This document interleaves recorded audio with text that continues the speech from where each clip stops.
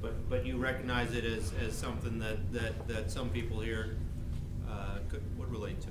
Yeah. You know? Yes, sir.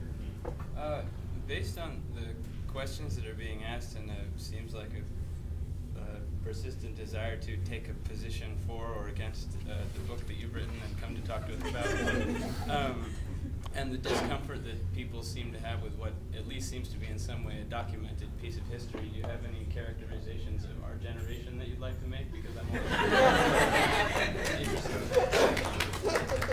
Generalization.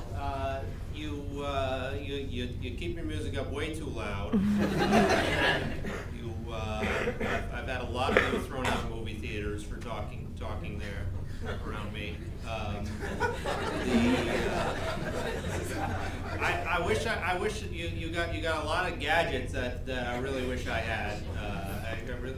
We were typing our papers on typewriters when we were here, for crying out loud. I wish I knew your generation well enough to make good generalizations about it.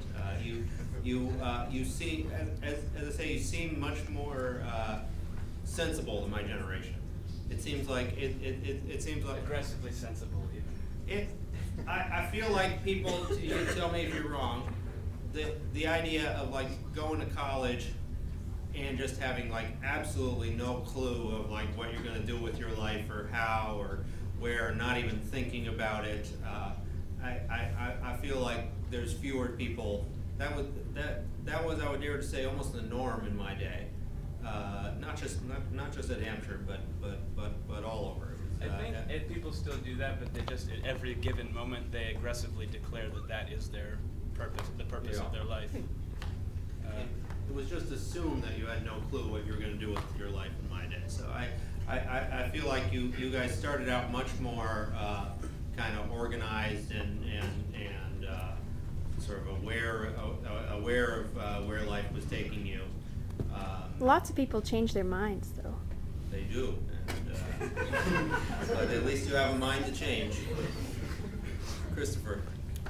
So on your frequently asked questions page, you've been accused of glorifying your and your friends' behavior, and you responded by saying portraying is not glorifying, at least it wasn't intended to be. Yet, and while I'm sure a lot of people here and I can relate to some of the experiences you've had, the tone that you've written the book in, or your attitude, doesn't seem to have changed since you first arrived here in 1986.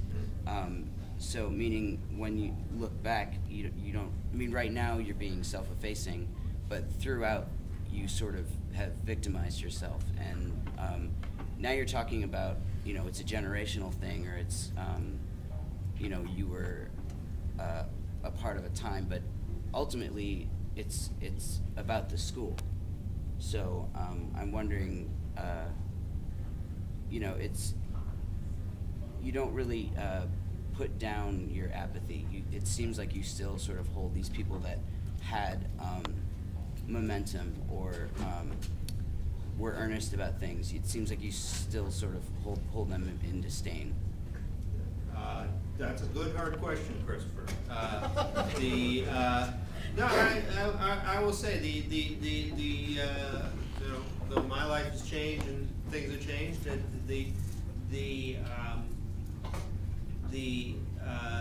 My group's sort of ambivalence and kind of hostility to causes and to the movements of its time still has a romantic appeal to me. So it's usually youth. It's definitely conflict. Like I say, I don't know that I'm for or against anything, but even in my book, what I'm just